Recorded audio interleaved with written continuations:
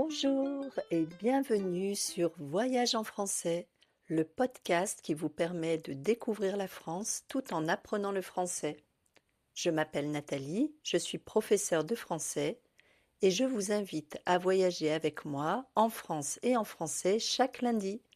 Vous trouverez un lien vers la transcription du podcast dans la description. Alors, dis-moi, est-ce que tu as mangé la galette des rois cette année? Peut-être que tu as trouvé la fève? Moi, j'adore les galettes, même si, comme je suis intolérante au gluten, je fais ma galette moi-même avec 2 pâtes feuilletées sans gluten. C'est vrai que ce n'est pas aussi croustillant qu'une galette classique, c'est moins bon, mais bon, c'est mieux que rien, n'est-ce pas? Et toi, tu fais ta galette ou tu l'achètes? Mais qu'est-ce que c'est la galette des rois? La galette des rois, c'est une pâtisserie qu'on mange en janvier pour célébrer l'Épiphanie, une fête chrétienne qui a lieu le 6 janvier.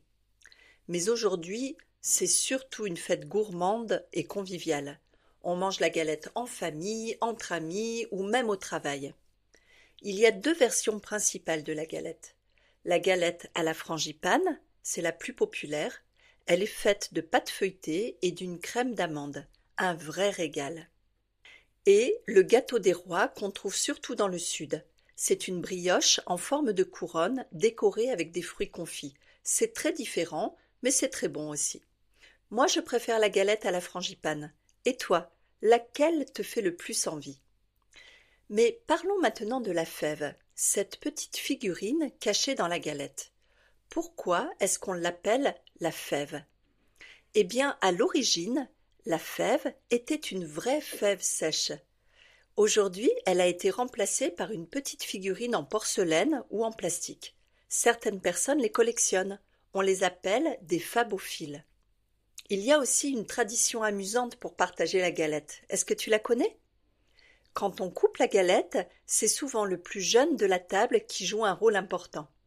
Il se met sous la table et décide sans regarder à qui revient chaque part. On fait ça pour éviter que quelqu'un ne triche et choisisse la part avec la fève. C'est un moment très joyeux. Et si tu faisais ta propre galette? Pas besoin d'être un grand chef. Voici une recette express pour une galette à la frangipane.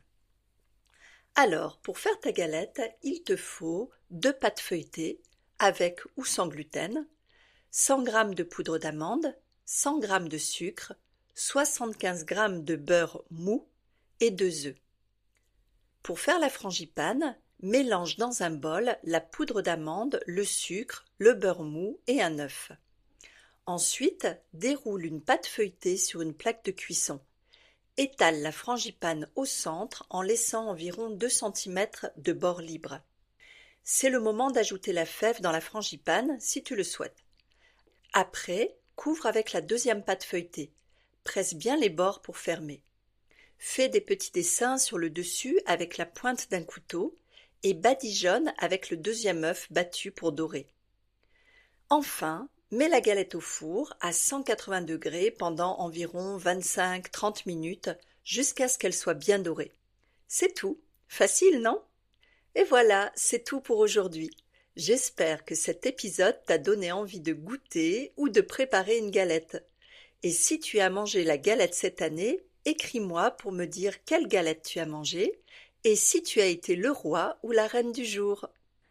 Merci beaucoup. Je vous donne rendez-vous pour le prochain épisode la semaine prochaine. Et en attendant, prenez soin de vous.